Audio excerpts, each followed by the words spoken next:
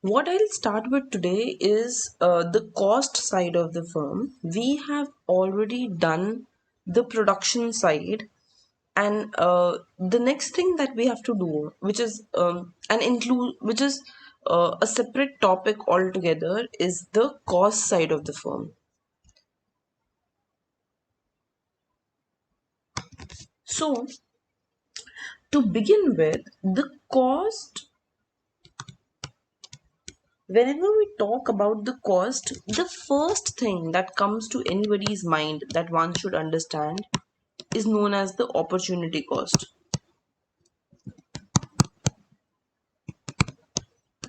Now, what is an opportunity cost? An opportunity cost is basically the cost of the next best option.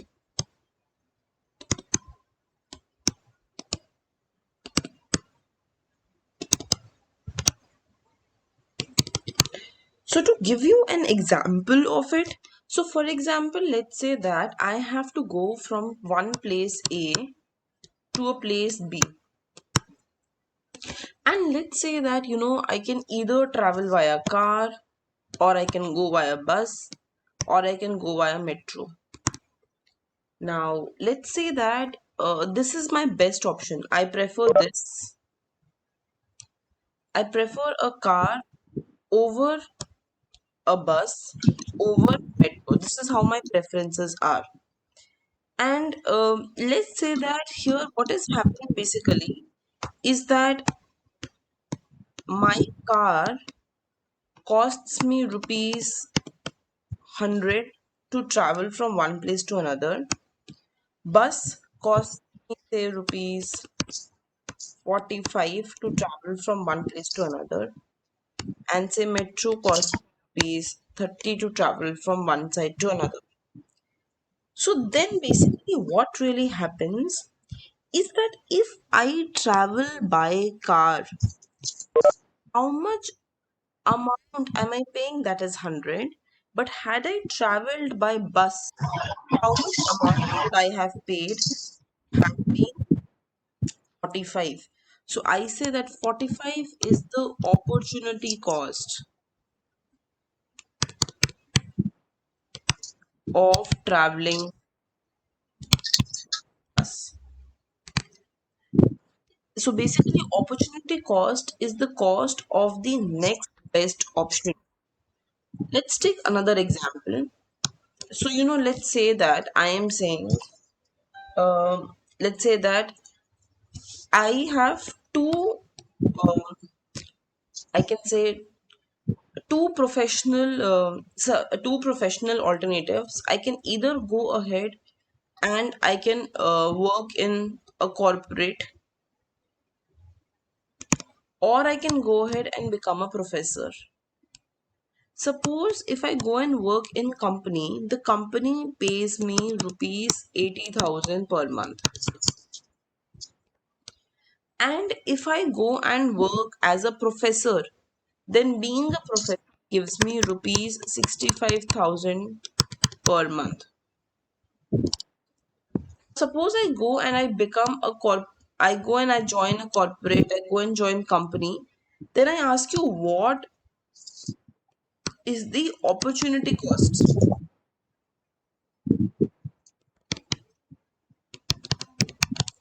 You will tell me that the opportunity cost of being a company is rupees 65,000, because that is the amount that I would have got from the next best option.